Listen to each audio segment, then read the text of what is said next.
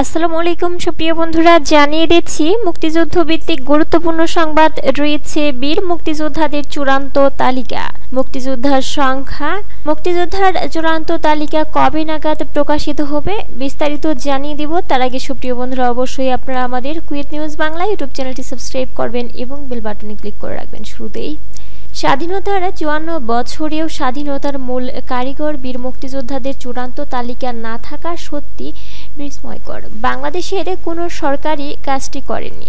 প্রতিবার তালিকার নামে বেড়েছে শুধু মুক্তিযোদ্ধার সংখ্যা, তৈরি হয়েছে বিতর্ক, সমাধানে আসেনি কেউ। বীর মুক্তিযোদ্ধারা বলেছেন, বিজয়ের ৫০ বছর পরও মুক্তিযোদ্ধাদের চূড়ান্ত তালিকা করতে না পারার বিষয়টি লজ্জার।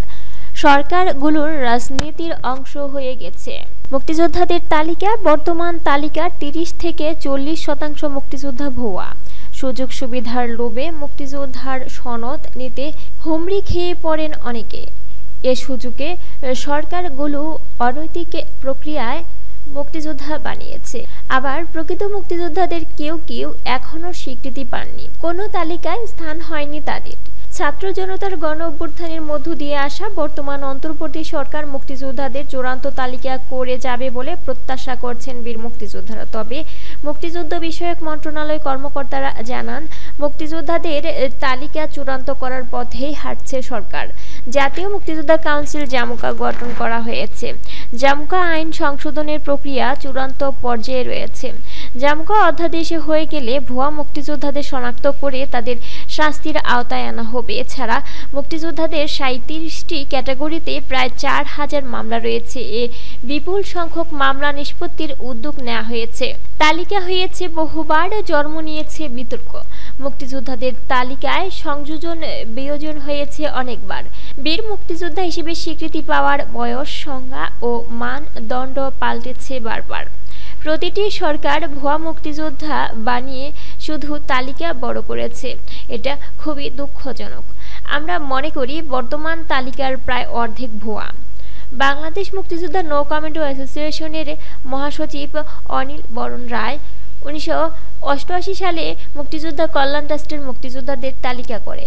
এ তালিকায় মুক্তিযোদ্ধার সংখ্যা ছিল ৭০,৮৯২ জন। তবে এর আগে স্বাধীনতার পর ১৯৮৬ সালে প্রথম জাতীয় কমিটির তালিকার ভিত্তিতে ১,০২,৪৫৮ জন বীর মুক্তিযোদ্ধার নাম কয়েকটি জাতীয় দৈনিক প্রকাশিত হয়। মূলত ১৯৮৪ সালে এরশাদ সরকার মুক্তিযোদ্ধাদের তালিকা প্রণয়নের উদ্যোগ নেয়।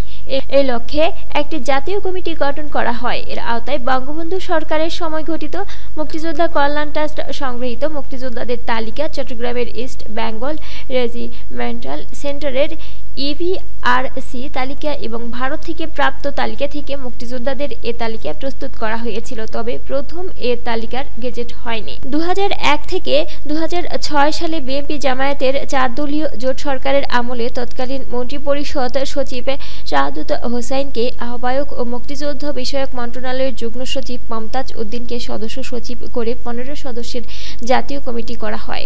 এই কমিটি ২,১০,৫৮১ জনকে তালিকায় অন্তর্ভুক্ত করে। চতুর্থ তালিকায় ১,৫৪,৪৫২ জন মুক্তিযোদ্ধা স্থান পায়। ১৯৯৮ থেকে ২০০১ সাল পর্যন্ত আওয়ামী লীগ সরকারের সময় মুক্তিযোদ্ধা সংসদ প্রকাশিত মুক্তিবার্তায় এ মুক্তিযোদ্ধাদের নাম স্থান পায়। ২০০৬ সালে বিএনপি সরকারের আমলে গেজেটে প্রকাশিত মুক্তিযোদ্ধার সংখ্যা দাঁড়ায় ১,৯৮,০০০ জন। বিদায়ী আওয়ামী লীগ সরকারের সময় ২০২৩ সালের ৬ষ্ঠ দফার চূড়ান্ত সমন্বিত তালিকায় মুক্তিযোদ্ধার সংখ্যা দাঁড়ায় ২,০৮,৮৪১ জন। এর মধ্যে খেতাবপ্রাপ্ত শহীদ ও যুদ্ধাহত মুক্তিযোদ্ধা ১২,৫৭৯ জন। বর্তমান একজন বীর মুক্তিযোদ্ধার মাসিক সম্মানী ভাতা পাচ্ছে ২০,০০০ টাকা করে। ২ ঈদে ১০,০০০ টাকা, আরও ২০,০০০ টাকা ভাতা পান। এছাড়া বিজয় দিবসে ৫,০০০ টাকা এবং বাংলা নববর্ষ ভাতা ২,০০০ টাকা পান একজন বীর মুক্তিযোদ্ধা। সব ক্ষেত্রে মুক্তিযোদ্ধাদের নামের আগে 20 শব্দ ব্যবহারের বিধান রেখে 2020 সালের 29 অক্টোবর গেজেট প্রকাশ করে সরকার। এছাড়া 2012 সালে সরকার এক আদেশে সরকারি চাকরিজীবীদের মধ্যে যারা মুক্তিযোদ্ধা তাদের ক্ষেত্রে অবসরের বয়স 60 বছর করে। সাধারণভাবে সরকারি চাকরিজীবীদের অবসরে যাওয়ার বয়স 59 বছর। পূর্ণাঙ্গ তালিকা না হওয়ায় মুক্তিযোদ্ধাদের ক্ষোভ। স্বাধীনতার এত বছর পরও পূর্ণাঙ্গ তালিকা না হওয়ায় ক্ষোভ জানিয়েছে বীর মুক্তিযোদ্ধারা। তারা বলছেন এটি দুঃখজনক ও একটি দেশের জন্য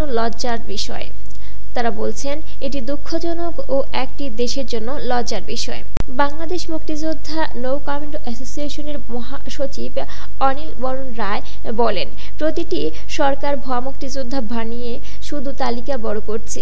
এটা খুবই দুঃখজনক।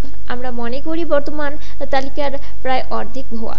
অপারেশন জ্যাকপটের একজন নৌ কমান্ডো যার বাড়ি বাগেরহাট ভুয়া মুক্তিযোদ্ধার অভিযোগে 10 বছর তার ভাতা বন্ধ রাখা হয়েছিল। তিনি মারা যাওয়ার পর প্রমাণিত হয় যে তিনি প্রকৃত মুক্তিযোদ্ধা ছিলেন বীর প্রতীক মোহাম্মদ শাহজাহান কবির।